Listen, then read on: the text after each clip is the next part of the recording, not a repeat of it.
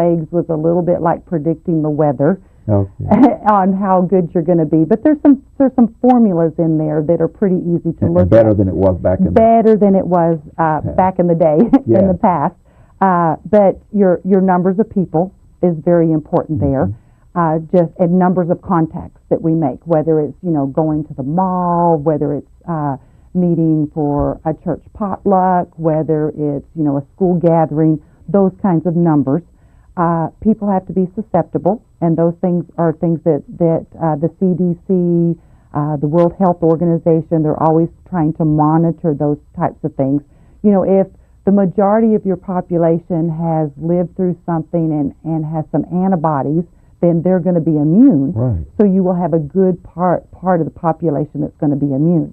If you have something new on the scene, so your genetics people are always looking for a new twist in the gene, a change in the coding, a mutation, if you want to use that word. And if it twists just enough and it's so different, then nobody's immune system is going to recognize it. And that's a little bit of what happened with SARS.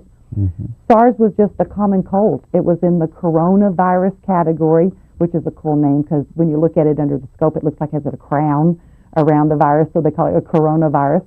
So it's just from the common cold family, but it changed enough that people didn't recognize it, or their immune system didn't recognize it. So you had a lot of people in a short period of time, and now we've got more and more people that are immune, so that helps. And then you have to have a method of transmission between the individuals. The direct things, coughing, sneezing, air transmission. Some things are more indirect. Malaria, for instance, needs a mosquito to get from one individual to another. The transmission has to come from certain other animals to humans. To the human. In other words, it can be from human to human. Yes, can be human to human, or from animals to human, or maybe it's something that was classically in dogs that changed a little bit, and now it's come over into the human population. So you're looking for all those new things and all those different twists and angles associated with that. But predicting is still predicting. Predicting is still putting your best foot forward and making a best guess there. And a lot of the diseases, we put numbers associated with them to say how quickly they can move through the population. I call it the little branching tree. For instance, SARS number was a 3. So you have a tree trunk and 3 branches, and each of those branches would have 3 branches, and each of those branches 3 branches. And that would kind of tell you the speed at which it would move through the population. Measles, on the other hand, thank goodness we have a vaccine with the MMR. Measles, its number is a 15. So you have the trunk of a tree and then 15 branches. And each of those branches, 15 branches or 15 contacts.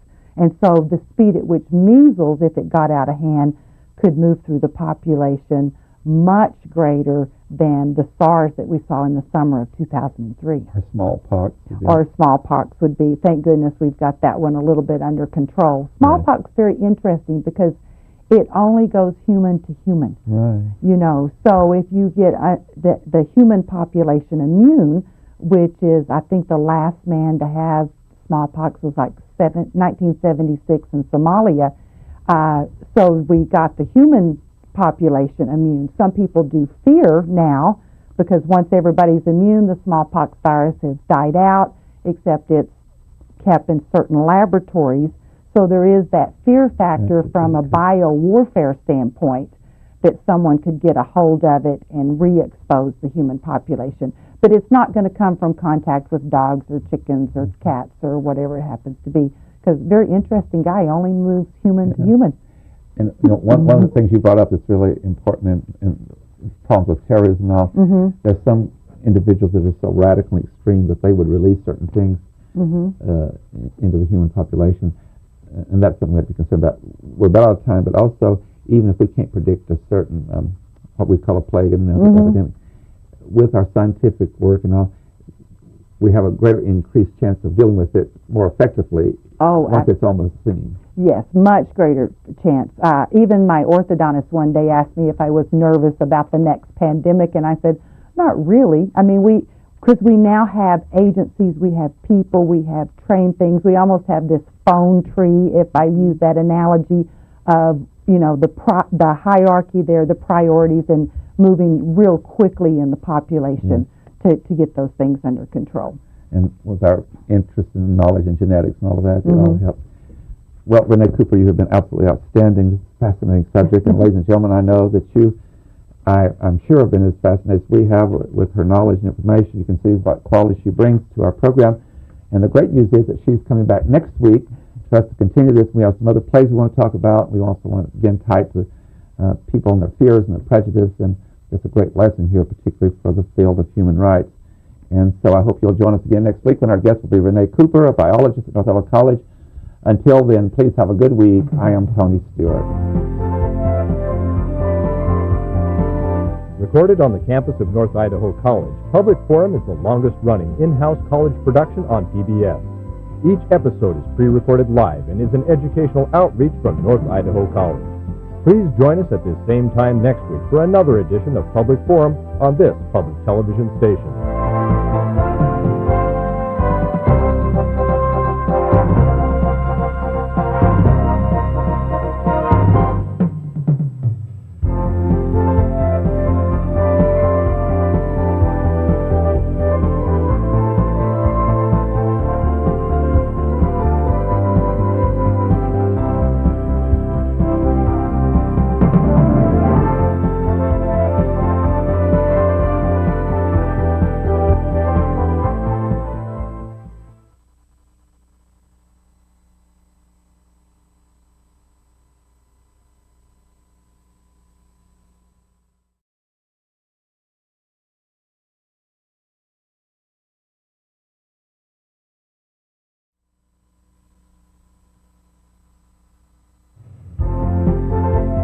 Welcome to Public Forum, a community outreach program produced at North Idaho College on the shores of Lake Coeur d'Alene.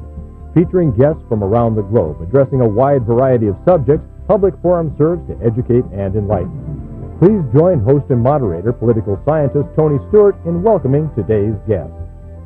I welcome you back to part 2 of a 2-week series titled The History and Nature of Plagues in Human Cost. We had a wonderful, informative program last week, and we have our same guest back. It's my colleague and the faculty at North Idaho College, Renee Cooper. Welcome back, Renee. It was just very powerful. Thanks, Tony. And we look forward to continuing this. And our guest holds a BS degree in biology from West Texas State University, and she holds a master's degree in biology also from the same institution. She taught in the school systems of Texas for 12 years, and for the past 16 years, we're proud to say she's been a member of the faculty at North Idaho College in the field of biology. She recently, last year, created a course in which she just does this remarkable job talking about plagues, both from the viewpoint of the scientist, but also what it's done in human cost, and also the consequences dealing with people's rights and human rights, as we say. And we want to continue that conversation, and I really commend you for doing this. And I welcome to the program again our panelist, Renee Cooper. Renee Cooper is our guest. I meant to say Erna Reinhardt, who is our panelist, and she is the Director of Public Relations at North Idaho College. And Erna Reinhardt will start the question today from our guest, Renee Cooper. Renee, welcome to the show. Last week was fascinating, and I learned a lot, and we want to continue our topic today of plagues. And I want you to start the program, please, and give us a little biology lesson and explain to us how does infection spread and what causes a plague. So a plague is what in today's society we would call an epidemic. And so you have to have some kind of a microbe, whether it's a virus or a bacterium, that can infect, if we're talking the human population, can infect the humans. And so now you have somebody who's sick, who is shedding that virus or shedding that bacterium, sometimes, shedding directly, whether it's through the air, coughing, sneezing, etc., or sometimes it's something that's indirect, like malaria needs a mosquito to get from one person to the next person. So if you have a lot of people in a particular area, and if you have people then a lot that become sick, now you're shedding a lot of the microbes, and so real quickly a disease could spread through a human population in a short period of time. Excellent. Last week we talked about some of the plagues that occurred historically way back in the 13th century. This week, let's talk about some more current plagues. Walk us through the scenario. We talked about Sars a little bit, but what we didn't get into last week was the human rights element of Sars and how there was some racial focus of that one. walk us through SARS a little bit, how that happened, what it was, Mm-hmm. and then a little bit about the racial issue that was involved there. Okay. So SARS actually belongs in the coronavirus family, and the common cold is also in that particular family. So historically, it was never thought of as being a very powerful virus from that standpoint. You get sick, you're sick a couple of weeks, you get well. Nobody gets really nervous. But what happens with the SARS is genetically the virus changed just enough that it was more aggressive in the human system, and you had people that was new on the market, so you didn't have any humans that were immune, that their immune system was recognizing it and being more aggressive. Then, people died of something that was like the common cold. So it was scary from that particular aspect. And the first gentleman was in China at a wedding, flew back to Canada because that's where he lived.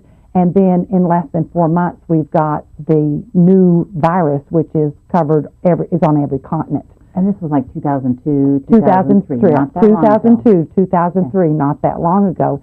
And it had enough of a fear factor associated with it that some of the universities, particularly UC Berkeley, actually didn't allow any new incoming students from China the summer of 2003.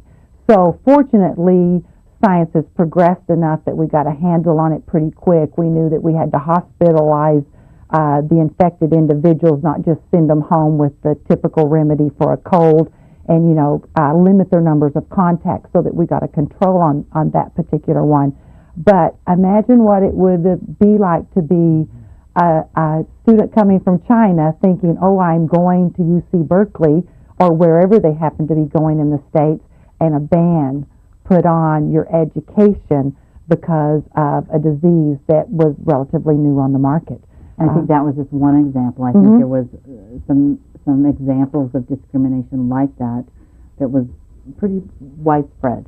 Well, and I think people got nervous about traveling to Canada because it went from China to Canada right away. I think people got nervous about having relatives come over. I think people changed the way they vacationed. Yeah. The mask, you saw the mask that people were wearing like we saw a mask in 1918 with the Spanish flu epidemic, and which in a lot of ways I used to tease and tell my students every time I get on that plane I put my mask on so somebody's going to catch me at the airport someday and wonder where my mask is. Currently my immune system is very strong, so I don't worry about that quite as much. But if I got to a point where my immune system was weaker, I would take more precautions.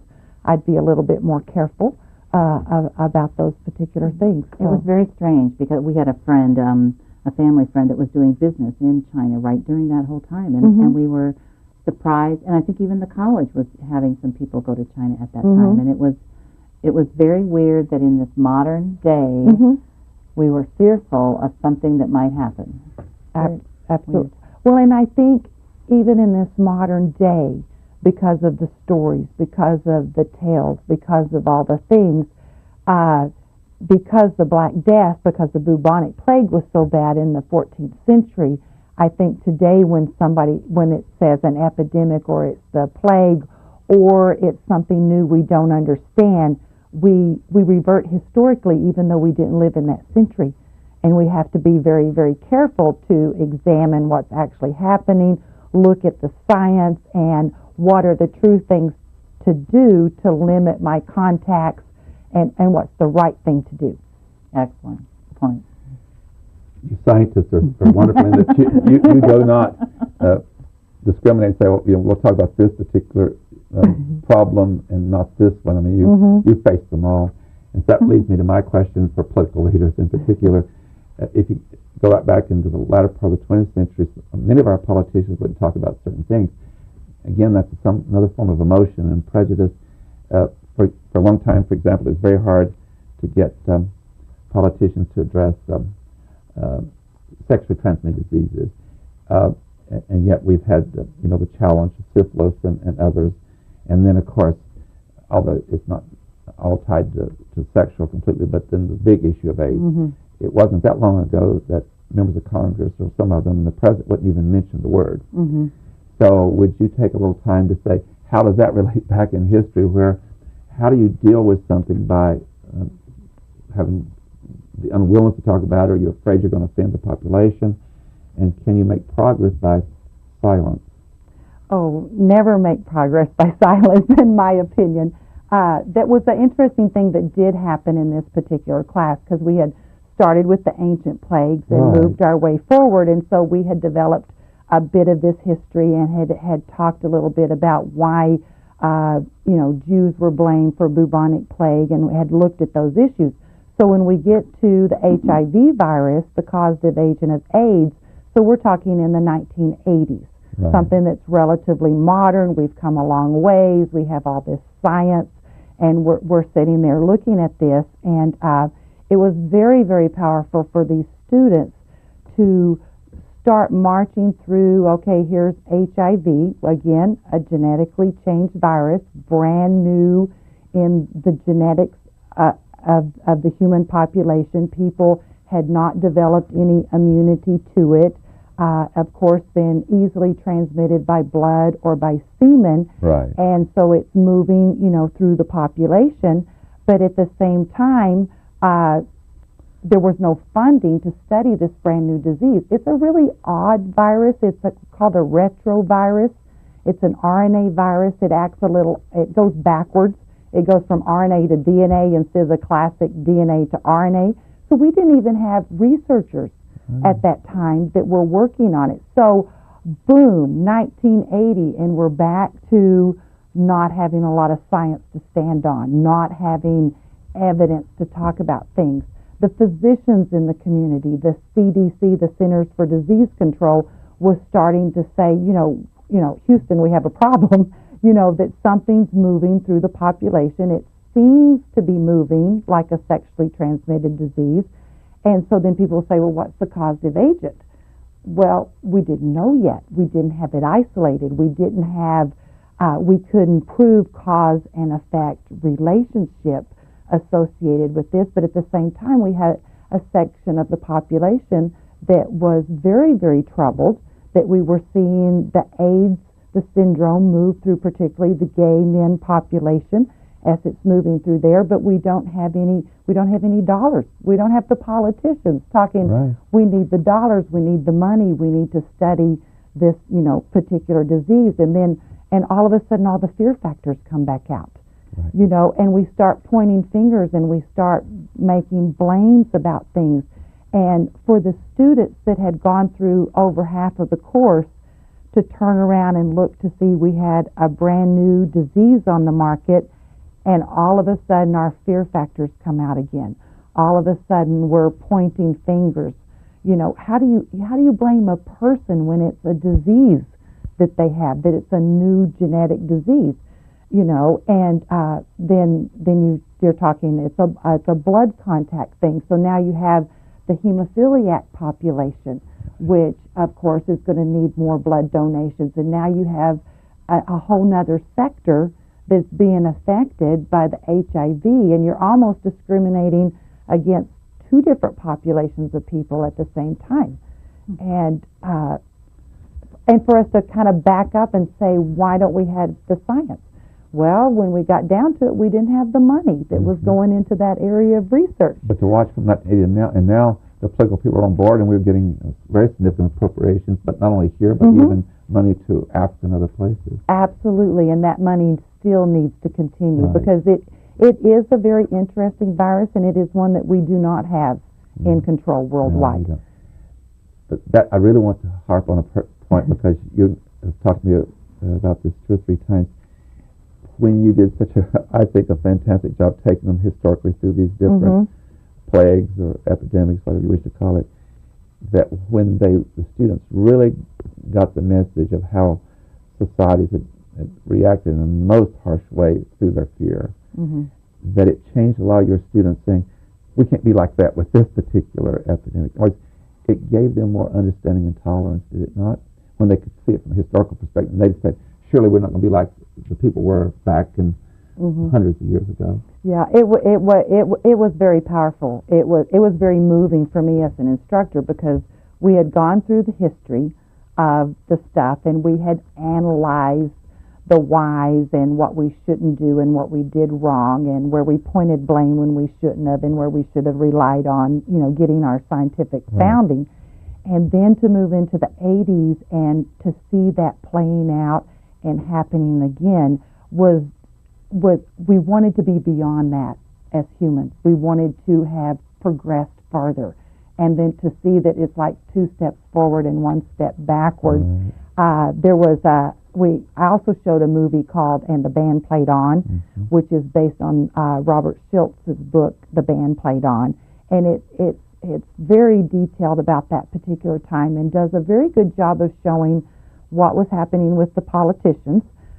They really didn't want to address it a lot because it wasn't going to make them popular, addressing that particular piece. The frustration within the gay community, within the hemophiliac community, the frustration with the scientists that they couldn't say 99% sure yet, but there was needing to be this answer. And I had shown half the movie and we had run out of class time, and I thought, they probably won't want to see the other half of the movie.